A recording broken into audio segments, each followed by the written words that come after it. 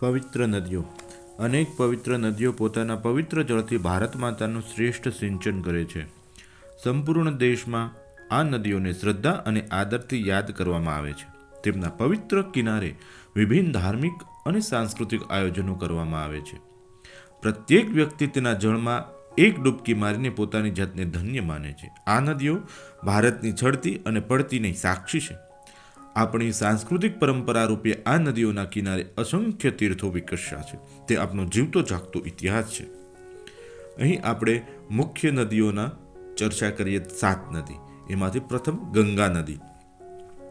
ગંગા ભારતની પવિત્ર નદી છે. સૂર્યવંશી રાજા ભગીરથના પ્રયત્નથી ભારત ભૂમિ પર ઉતરી આવી ઉત્તરાખંડના ઉત્તરકાશી જિલ્લામાં ગંગોત્રી શિખરે આવેલું ગૌમુખ તેમનું ઉદ્ગમ સ્થાન છે. ગંગોત્રીના બરફ દ્વારા પુણ્ય છલીલા ગંગા અવિરત જળ પ્રાપ્ત કરતી રહે છે. આ ગંગાજળની વિશેષતા એ છે કે તેને વર્ષો સુધી રાખી મૂકવા છતાં તે કોઈ દિવસ બગડતું નથી. ગંગાજળના કિનારે હરિદ્વાર, પ્રયાગ, કાશી, પાટલીપુત્ર જેવા પવિત્ર નગરો શ્રદ્ધાળુઓની આધ્યાત્મિક શાંતિ આપે છે. ગંગા ભાગીરથી, જાહ્નવી અને દેવનંદી એવા નામથી પણ ઓળખાય છે. યમુના, સોન, કાશી નદીના જળને પોતાનામાં સમાવતી ગંગા સમુદ્રમાં મળતા પહેલા આશરે 300 કિલોમીટર પહેલા જ કેટલીક શાખાઓમાં વહેંચાઈને બ્રહ્મપુત્ર સાથે મળીને વિશ્વનું સૌથી મોટું ત્રિભુજાકાર તટવર્તીય મેદાન એટલે કે ડેલ્ટા નિર્માણ કરે છે. બાંગ્લાદેશમાં તેને 5 નામથી ઓળખવામાં આવે છે. કલકત્તાથી સુમારે 125 કિલોમીટર દક્ષિણમાં ગંગાસાગર નામનું એક પવિત્ર સ્થળ છે. કપિલ મુનિનો અહીં આશ્રમ હતો. અહીં સગરના પુત્રો ભસ્મને આત્મસાત કરવા માટે ગંગાની એમણે આરાધના કરી હતી અને ગંગા અહીં પધારી અને તેમનો ઉદ્ધાર કર્યો હતો. ગૌમુખ ગંગોત્રીથી 1450 કિલોમીટર લાંબી યાત્રા પૂરી કરીને પતિત પાવની ગંગા નદી ગંગાસાગરમાં ભળી જાય છે. શ્રદ્ધાળુઓ માને છે કે ગંગા કિનારે કરેલું પુણ્ય કાર્યનું ફળ અનેક ગણું છે. ગંગા નદીના કિનારે જતા હૃદયમાં ઉત્તમ ભાવના ઉત્પન્ન થાય છે. અષાઢ, કારતક, માગશર, વૈશાખી પૂનમ, જેઠ સુદ દશમ, મહાસુદ સાતમ તથા સોમવતી અમાસે ગંગા સ્નાન કરવાનું મહત્વ છે. ઋગ્વેદ, મહાભારત, ભાગવત પુરાણ, રામાયણ વગેરેમાં ગંગાનું મહત્વનું વિસ્તારપૂર્વક વર્ણન કરવામાં આવ્યું છે. ગંગા બધા જ તીર્થોના પ્રાણ સમાન છે. ભાગવત પુરાણ મુજબ ગંગા અવતરણ વૈશાખ સુદ ત્રીજ તથા હિમાલયથી મેદાનમાં આગમન માટે જેઠ સુદ દશમના રોજ થયું હતું. બીજી પવિત્ર નદી છે યમુના. સૂર્યપુત્રી યમુના ભારતની સૌથી પવિત્ર નદી માનવામાં આવે છે. ગંગાને યાદ કરીએ ત્યારે તેમની સાથે યમુનાનું સ્મરણ થઈ જ આવે છે. ગંગામાં સ્નાન કરતી વખતે તેનું આહવાન કરતું એક પવિત્ર આપણે શ્લોક બોલીએ છીએ. ગંગે ચ યમુને ચૈવ ગોદાવરી સરસ્વતી નર્મદે સિંધુ કાવેરી જલેસ્મી સંધિ કુરુ. યમનોત્રી શિખર યમુનાનું ઉદ્ગમ સ્થાન છે. અહીં દેવી યમુનાજીનું મંદિર આવેલું છે. હિમાલયના પર્વતીય ક્ષેત્રમાં 150 કિલોમીટરના યાત્રા કરતાં આ નદી અનેક નાના મોટા સ્ત્રોતથી જળ સંગ્રહ કરી અને મોટી નદી બનીને મેદાન પ્રદેશમાં પ્રવેશ કરે છે. ગંગાની લગભગ સમાન અંતરે વહેતા યમુના પ્રયાગ ખાતે ગંગામાં ભળી જાય છે. એની કાંઠે આવેલા મુખ્ય શહેરોમાં મથુરા, આગ્રા, વૃંદાવન, ઇન્દ્રપ્રસ્થ, દિલ્હી આવેલા છે. યમની બહેન પણ કહેવામાં આવે છે. યમ દ્વિતીયા એટલે કે ભાઈબીજના દિવસે યમુનામાં સ્નાન કરવાનું ખૂબ જ પુણ્યદાયી છે. કારતક મહિનામાં યમુના સ્નાન કરવા માટે સર્વોત્તમ માનવામાં આવે છે. સિંધુ નદી. સિંધુને ભારતની જ નહીં પરંતુ વિશ્વની વિશાળ નદીઓમાં શ્રેય મળ્યો છે. તિબેટમાં આવેલ કૈલાસ માનસરોવર ખાતે સિંધુનું ઉદ્ગમ સ્થાન છે. 250 કિલોમીટર તિબેટમાં, 550 કિલોમીટર જમ્મુ કાશ્મીર રાજ્યમાં વહીને તે પાકિસ્તાનમાં પ્રવેશ કરે છે. કાશ્મીરમાં સિંધુ નદી 5200 મીટર ઊંડી ખીણમાં વહે છે અને પાકિસ્તાનમાં સિંધુ નદીમાં સતલજ અને સહાયક નદીઓ ઝેલમ, ચિનાબ, રાવી અને વ્યાસ પરસ્પર સંગમ રચીને ભળી જાય છે. પોતાને સિંધુ સાગર સમાન વિશાળતાને કારણે તેમનું નામ સિંધુ પડ્યું છે. તેની લંબાઈ 2880 કિલોમીટર છે. તેનો જળ સંગ્રહનો વિસ્તાર 11,66,000 વર્ગ કિલોમીટર છે. કરાચી પાસે સિંધુ સાગરમાં આ નદી ભળી જાય છે. કૈલાસ માનસરોવર, સાધુવેલા, ચક્કખર જેવા કિનારા આવેલા છે. ઋગ્વેદમાં વર્ણવેલા સપ્ત સિંધુ પ્રદેશ અને બંને બાજુએ પંજાબ સુધી હતું. મહાભારતમાં આ પ્રદેશને સૌવીર તરીકે ઓળખવામાં આવ્યો છે. વર્તમાનમાં પાકિસ્તાનમાં સિંધ પ્રાંત આ નદીની આસપાસમાં આવેલો પ્રદેશ છે. વૈદિક સંસ્કૃતિના વિકાસ અહીંયા જ થયો છે. મોહેંજો-દડો અને હડપ્પા ઉત્ખનન દ્વારા મેળવેલી જાણકારી મુજબ આ પ્રદેશમાં પ્રાચીન વૈભવનો ખ્યાલ આવે છે. સરસ્વતી નદી.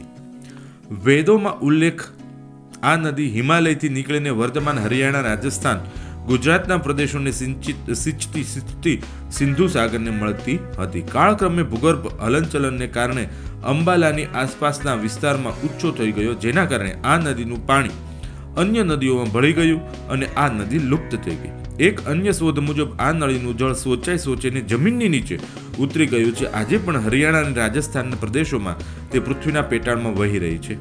ગુજરાતમાં કચ્છના રણમાં વિલીન થનારી લુણી નદી આ નદીનો અવશેષ રૂપ કહી શકાય. આ નદીના આસપાસના પ્રદેશ સારસ્વત પ્રદેશ વેદોની રચના થઈ હતી. મનુ અનુસાર પૃથુક નદીમાં કિનારે વસેલું હતું. સરસ્વત્યા તીર્થાન તીર્થભ્ય પૃથુદકાત પુણ્યતમ ન્યાયતમ તીર્થ નરોતમ. મહાભારતનું વન પર્વ. ઋગ્વેદમાં સરસ્વતીનું વર્ણન કેવળ નદીના રૂપમાં નહીં, વાણી અને વિદ્યાની દેવીના રૂપમાં પણ થયેલું છે. એ સત્ય તથા સારપની પ્રેરણા આપે છે. ગંગાની જેમ જ તેના કિનારે પર અનેક તીર્થ સ્થાનો વિકાસ થયો છે. મહાભારત અને પદ્મપુરાણ, દેવી ભાગવત વગેરે ગ્રંથોમાં ખૂબ જ શ્રદ્ધાપૂર્વક સાથેનું તેમનું વર્ણન કરવામાં આવ્યું છે. સરસ્વતી હિમાલયથી નીકળીને પૃથુદુક, કુરુક્ષેત્ર, વિરાટ, પુષક, અબ્રુદારણ, સિદ્ધપુર, પ્રભાસ વગેરે સ્થળોમાં વહીને સાગરને મળતી હતી. ગંડકી નદી. આ પવિત્ર નદી નેપાળમાં મુક્તિનાથથી સહેજ આગળ દામોદર કુંડથી નીકળે છે. તેને નારાયણી અથવા તો શાલિગ્રામી પણ કહે છે. આ નદીના વિસ્તારમાંથી પ્રાકૃત અને વિભિન્ન સ્વરૂપવાળા શાલિગ્રામ પ્રાપ્ત થાય છે. મુક્તિનાથ તેના કિનારા પર આવેલું મુખ્ય શક્તિપીઠ છે. સતીનું ગંડ સ્થળ અહીં પડ્યું હતું. આથી જ ત્યાં ભવ્ય મંદિર બનાવેલું છે અને તેના કારણે જ આ નદીનું નામ ગંડકી નામ આપવામાં આવ્યું છે. આ નદી બિહારમાં પ્રવેશી અને ગંગા નદીને મળે છે. બ્રહ્મપુત્ર. સપ્ત મહાનદીમાં બ્રહ્મપુત્ર મુખ્ય છે. પવિત્ર માનસરોવર પાસેનું એક વિશાળ હિમ તેનું ઉદ્ગમ સ્થાન છે. તિબેટમાં 1200 કિલોમીટર પૂર્વ બાજુએ વહેતી દક્ષિણ પશ્ચિમેથી વળી અને ભારતમાં પ્રવેશે છે. તિબેટ ક્ષેત્રમાં તેને ચાંપો કહેવામાં આવે છે. અરુણાચલ અને અસમમાં તેને લોહિત કહેવામાં આવે છે. તેનો કિનારા પર કામાખ્યા શક્તિપીઠ આવેલું છે. અપુનબ્રહ્મ, ભસ્મકૃટ, ઉર્વશીકુંડ, મણિકર્ણેશ્વર, પંડુનાથ પર્વત, અશ્વરત્ન જ્યાં કલિક અવતાર સાથે જોડાયેલ છે વગેરે નદી કિનારે આવેલા મુખ્ય તીર્થો છે. તેજપુર, ગુવાહાટી, દિબ્રુગઢ, શિવસાગર વગેરે પણ જાણીતા નગરો છે. ભારતમાં 500 કિલોમીટરથી વધારે અંતર સુધી વહીને દક્ષિણ બાજુ થઈને બાંગ્લાદેશમાં પહોંચે છે. જ્યાં બંગાળમાં ગંગા અને મેઘનાને મળીને વિશ્વની વિખ્યાત સુંદરવન ત્રિભુજ મેદાન ડેલ્ટા બનાવે છે. બ્રહ્મપુત્રની લંબાઈ 2900 કિલોમીટરથી પણ વધારે છે. રેવા, આપણી નર્મદા. અમરકોશ અનુસાર નર્મદાનું બીજું નામ રેવા છે. રેવાને મૈકાલ કન્યાને નામે પણ ઓળખવામાં આવે છે. મૈકાલથી તેનો એક સ્ત્રોત શરૂ થાય છે, જ્યારે બીજો સ્ત્રોત અમરકંટકથી પ્રગટ થાય છે અને પછી બંને મળીને એક થઈ જાય છે. અમરકંટકથી પશ્ચિમ દિશામાં વહીને ભરૂચ સાથે પાછળના ખંભાતના અખાતમાં સિંધુ સાગરને મળી જાય છે. નર્મદા કિનારે અસંખ્ય તીર્થોનો ઉદ્ભવ થયો છે. રુદ્રના અંશથી ઉત્પન્ન થવાને કારણે તેને જળ ચેતન બધાને પવિત્ર કરવામાં સમર્થ છે. તેનું નામ રુદ્રકન્યા પણ છે. તેના કિનારે ઓમકારેશ્વર, માધાત, શુકલતીર્થ, ભેડાઘાટ, જબલપુર, અમરકંટક, કપિલધારા, ગરુડેશ્વર, નારેશ્વર, ચાણંદ, કરનાલી વગેરે પાવન સ્થળો અને નગરો આવેલા છે. વ્યાસ અને સુખદેવ મરકાલ નામના સ્થાને આવીને નર્મદામાં સ્નાન કર્યું. બરકાલ આજે પણ સામવેદી બ્રાહ્મણો માટેનું પ્રસિદ્ધ સ્થાન છે. અહીં વ્યાસ અને સુખદેવના મંદિરો બન્યા છે. સતી અનસુયાનું મંદિર પણ અહીં આવેલું છે. નર્મદાની કુલ લંબાઈ 1003 કિલોમીટર છે. ગુજરાતનું વિખ્યાત સરદાર સરોવર બંધ એક આધુનિક તીર્થ બની ગયું છે. સ્ટેચ્યુ ઓફ યુનિટી, જ્યાં સરદાર પટેલનું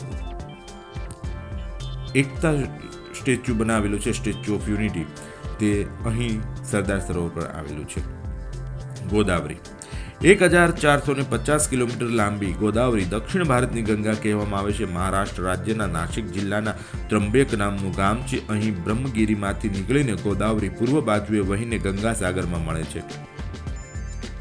ગૌતમ ઋષિની તપસ્યાથી તે અવતરી હોવાને કારણે તેનું નામ ગૌતમી પણ છે.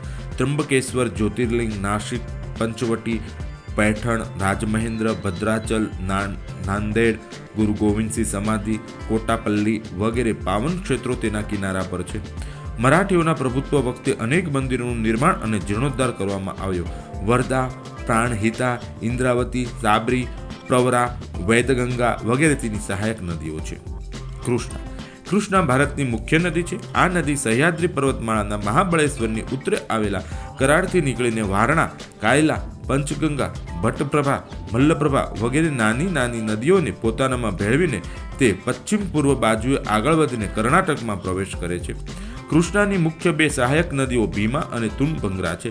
ચંદ્રભાગા પંઢરપુર પાછે ભીમા નદીને મળે છે. આંધ્રપ્રદેશના ખૂબ વિશાળ વિસ્તારમાં વહીને કૃષ્ણા મહેન્દ્ર પર્વતની શૃંખલાઓને કાપીને ગંગા સાગર પ્રત્યે આગળ વધે છે અને વિશાળ ફળદ્રુપ પ્રદેશ રચીને ગંગા સાગરમાં સમાઈ જાય છે. આ નદીના કિનારા પર સતારા, સાંગલી, રાયચુર, વિજયવાડા, નાગાર્જુન સાગર વગેરે આવેલા છે. નદીની કુલ લંબાઈ 1280 કિલોમીટર છે. કાવેરી મુખ્ય નદીઓ પૈકી કાવેરી સૌની દક્ષિણ આવેલી નદી છે. તેને કૃંગ જિલ્લામાં આવેલા સહ્યાદ્રી પર્વતમાં દક્ષિણ ભાગમાંથી નીકળીને દક્ષિણ પૂર્વ તરફ વહેતી ગંગા સાગરમાં મળી જાય છે. સાગર સંગમ પહેલા કેટલીય શાખાઓમાં વહેંચાઈ જાય છે અને ફળદ્રુપ પ્રદેશની રચના કરે છે. તેની લંબાઈ 800 કિલોમીટર છે. અગ્નિ અને વિષ્ણુ પુરાણમાં કાવેરીનું વર્ણન વિસ્તારપૂર્વક થયેલું છે. કાવેરીનું ઉદ્ગમ સ્થાન પાછે દેવી કાવેરીનું પ્રાચીન મંદિર છે. કેટલીક નાની નાની નદીઓ કાવેરીમાં મળી જાય છે. આ નદી ક્યાંય સુધી પહોળી તો ક્યાંક સાંકડી છે. 3 સ્થળો પર તેની 2 શાખાઓ વહેંચાયેલી વળી પાછી એક થઈ જાય છે. આમ થવાથી વચ્ચે 3 પવિત્ર ટાપુ બની જાય છે. આદિરંગમ અને શ્રીરંગપતમ મધ્યમાં શિવ સમુદ્રમ તથા અંતગરમ અથવા તો શ્રીરંગમ ખાતે ભગવાન વિષ્ણુના પવિત્ર મંદિર બન્યા છે.